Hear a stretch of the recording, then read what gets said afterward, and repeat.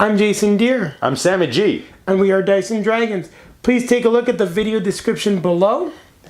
There you will see our timestamps as well as some information as to what the video is about. So, stay tuned, it's coming up. Enjoy the show. What up, gamers? We are back with Legacy of Dragonholt. We are following up after our character creation video, and we are going to be doing our review of the game now that Sammy G has taken on the role of Tammy Cruz, legendary apothecary / fighter pilot, Skies of Dragonholt. That expansion, we wanted Fantasy Flight. It's going to be a good time. How much fun would it be to actually make those homemade bombs as an apothecary and just kind of load them up into this little fighter pilot, drop, wreak havoc upon the village like a dragon out of hell? No, we're just joking. Maybe not about the dragons, but at the same time as a fighter pilot, come on, it's Dragonholt. There's no fighter pilots. That being said, cool. We are going to absolutely do the how to play for you. Give also just a mini review of the game. We have played now several of the missions, so we are in a better position to actually review the game for you lovely people out there. So, stay tuned, it's coming up. And as always, grab your drink, grab your buddy, and let's start walking to Dragonholt Village. To Dragonholt! We're almost there after that last mission. I think we just showed up. And this helps kind of pass the time so lovely. Yes. Well, at least they didn't have Molson at that bar. Yeah, no, see, I told you there would be no Molson at the bar. All right. Stay tuned, guys. So guys, we're going to play Legacy of Dragonholt. The setup is really very simple. You take out the characters that you created. You take out the mission, in this case, to New Roads would be the first one that you're going to take out. And you have your tracking sheets, one for the current mission you're on, one for the overall story arc, and both are important to have out. Of course, you also need a pen or writing utensil of your choice. So to actually play the game, first thing I would always recommend, just to clarify the rules, is the rule book. And why is this game is for 1 to 6 players. So if you're one player, the active player that I'm going to talk about doesn't really matter because you're going to make all the decisions. You're going to have a lot of fun just kind of playing the game alone. But if you have multiple players, so you have, let's say, 2 to 6, then you have to look at the active player rules. And there's 2 specific words in here that we have to look at, which is the word you, meaning the active player, and you each meaning the party. So sometimes it says you each lose 2 stamina, so therefore everyone has to lose 2 stamina. But the active player, sometimes there are certain skills that you must do to make a decision happen. So you need to have the archery skill, for example. If you don't have that as the active player, you cannot pick that selection, even though one of your teammates might have that. So how do you know who the active player is? Well, together as a group, you pick the first player, and you designate them by using these activation tokens. So the green side up means that it is not expired, so you actually have a chance to make a decision. And you go pretty much in a circle until everyone has activated their token, at which point they refresh, and then you kind of start the process again, and you get to decide as a group who makes that first decision. So what are these decisions we're talking about? You pick up the mission, in this case, to New Roads. You open up the first page and you kind of read the text here, and then you get to these decision points where you have one of 3 options. Sometimes it's 4 options, sometimes it's 6 options.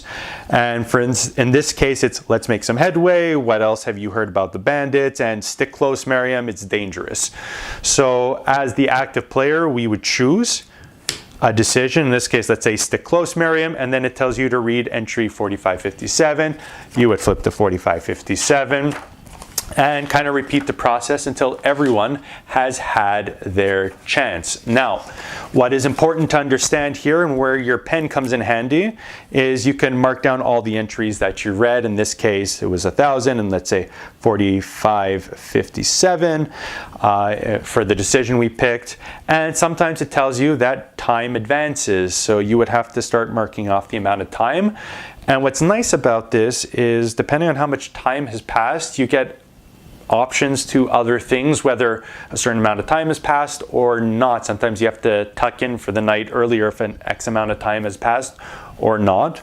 And sometimes things only open up, especially when it comes into the village, things only open up at nighttime. So you have to use your time quite well. You have to manage that as a resource. And there's certain other things in the mission that affect the whole overall story. So it's going to tell you, okay, mark J5. So you mark J5 off, and then sometimes that opens up other dialogue options, other options within the story, and you get to read other entries that otherwise you may not have had before. So in terms of the how to play, it's as we showed you. You read the entry, you read it, go to the next entry, and you keep following until you kind of get to the end of the mission. And each mission is about, let's say, 50 to 90 minutes long, depending on how fast you read, how long it takes you to make a decision as a group. But yeah, it's actually nice little vignettes that carry over into the next mission. Here you would mark off the last thing that you've read in the story, so you know if you ever want to put down the book, you could go to your entries read and say, oh, 4557 was the last entry I read, and you could just refer back to it. So it's very easy to kind of put down and pick up again, either with friends and especially if you're alone. So Dragonholt Village works a little bit differently, so we're going to go into that right after this. So now we're going to review the Dragonholt Village part of Legacy of Dragonholt, and there are a few key differences into how this is played, although overall it is played more or less the same way. So the first thing I want to refer to is the Dragonholt Village tracking sheet, and here you see it's actually a lot more involved than just, let's say, the 2 new roads one where it's fairly empty. So here it's because you're spending a lot of time in Dragonholt. In fact, here there's actually up to 7 days of time. And on the bottom, it's your progress. This is your skills that you can learn using your XP points, and completing certain actions in the village allow you to level up your character. So these are really the differences. Again, you're going to mark off and you're going to keep track of everything that you're doing within the village. And remember to spend those XP points to power up your character, because you're going to need those extra skills maybe to survive other missions. Now, the other way it's different in Dragonholt is that it is an open world. So once you kind of reach Dragonholt, they kind of let you make your own decision as to where you want to go next. So here's where you have to take into consideration your time, because you only have, let's say, 8 time units in the day. And usually in the morning, that's when your bakery would be open, your shops would be open. And more in the night, that's where your tavern, like the Chatty Archer or the Drunken Hog, would be open. So you don't really want to run into these dead ends by going, let's say, to a tavern in the morning, because that could turn a 30-minute chapter, which shouldn't take too long to play, into much longer, especially for running into those dead ends. Now, when you pick one of those locations, for instance, the Fairfax Manor, there's going to be a corresponding value associated with that, which you would then go into the Dragonholt Village book and read the corresponding entry.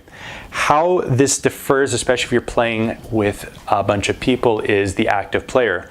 So once the active player chooses a location, they're going to fulfill that whole encounter, which means even if there are multiple decision points, for instance, the Fairfax Manor, you pick the corresponding day, but here you see you have multiple decision points.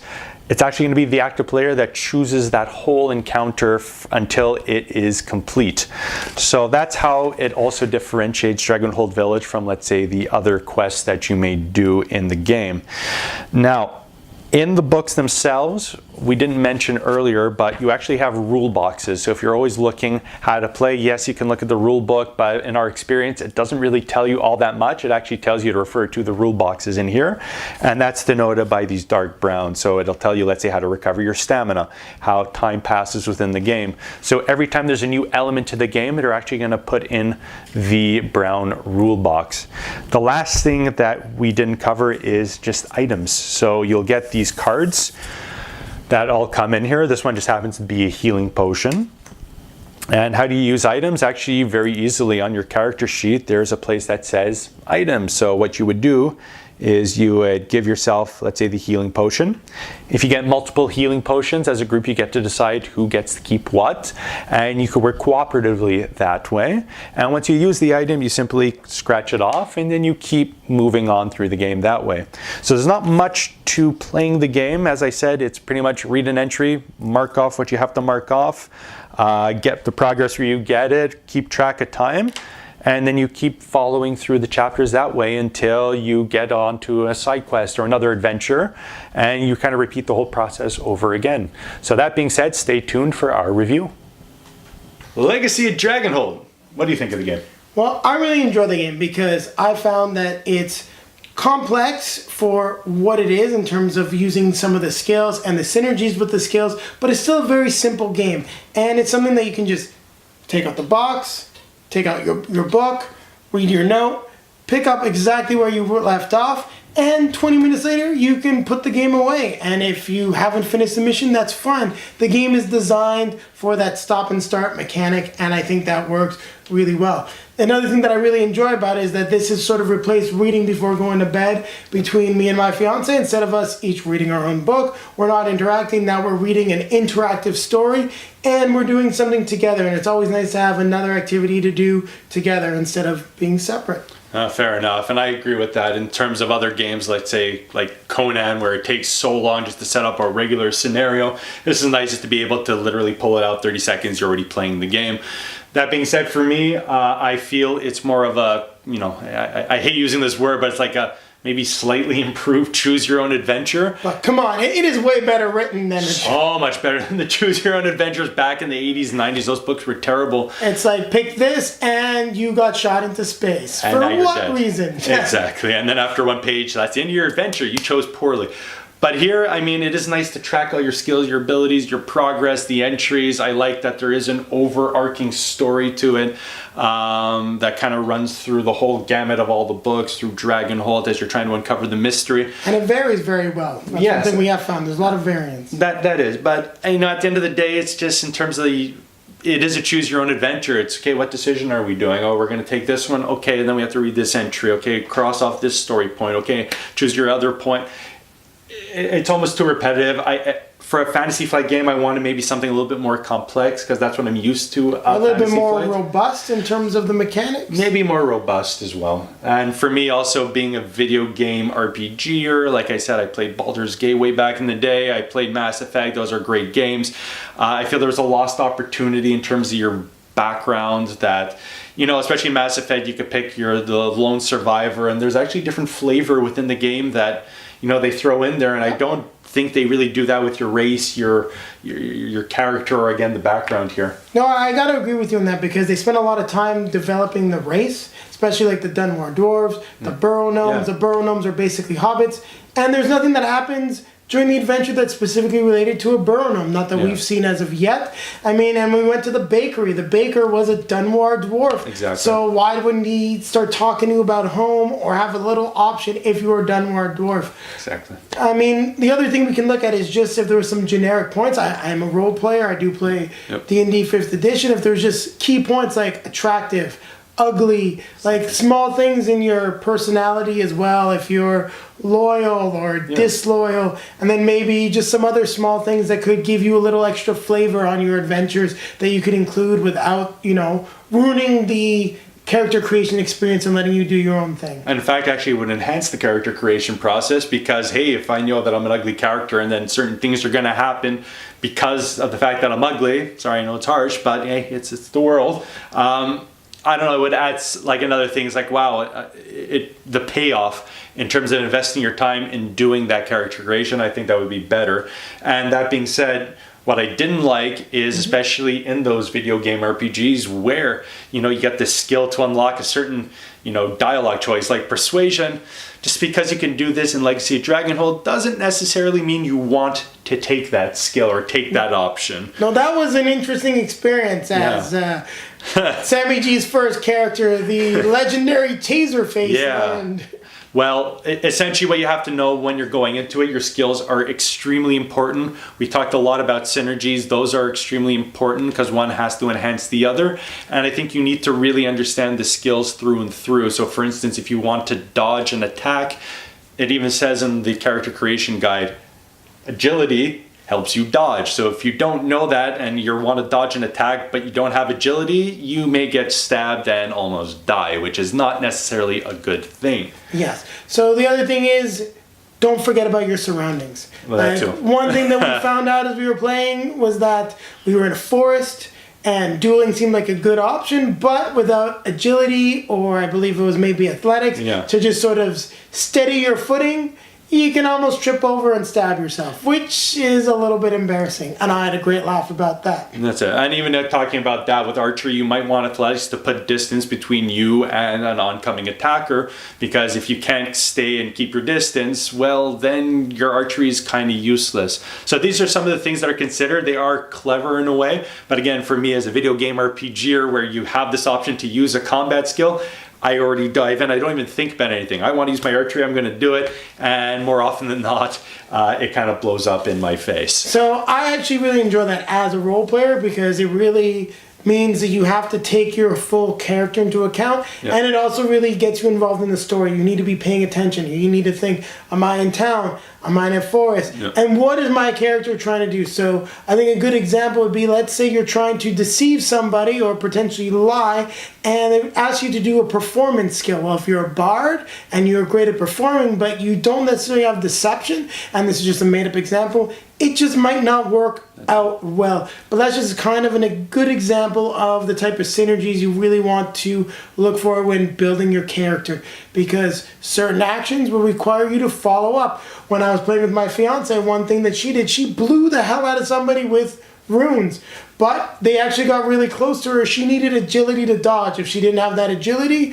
well, she would have been half dead. So that's just that's an actual example that you can reference. So keep it in mind when you're building your character. That's it. And the last thing we want to talk about is replayability, where I think we're mostly on the same page, where we feel you could get more or less a solid 3 playthroughs on this entire adventure. There is enough decision trees that can be interesting, that can add to a little bit of the variability, but I think you can add a couple more playthroughs depending on who you're playing with, how the decisions are made as well. Exactly, I agree. Like, I think playing either by yourself and with just, let's say, 1 or 2 other people, if you're very familiar with your play group, you're probably going to end up on similar paths. That's just what's going to happen.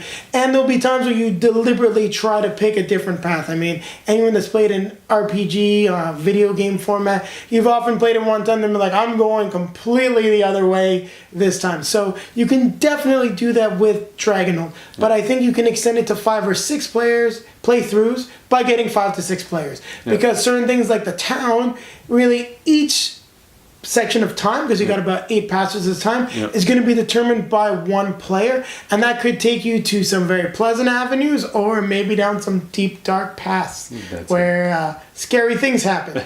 So for me, I would give it a 6 on 10. As I said, I would stick for me mostly to the video game RPGs myself. I think it's a creative story that Fantasy Flight has put out. I do not want to take that away. I think they've taken a lot of good time in developing a nice story. For me, as I said, I find that they put such an emphasis on this background, on such an emphasis on personality, which ends up being just flavor. So I don't like that. It is a lost opportunity. And replayability, for paying $50, $60 for a game, you know, at the end of the day, I want it to be a little bit more playable than just, let's say, 3 times through.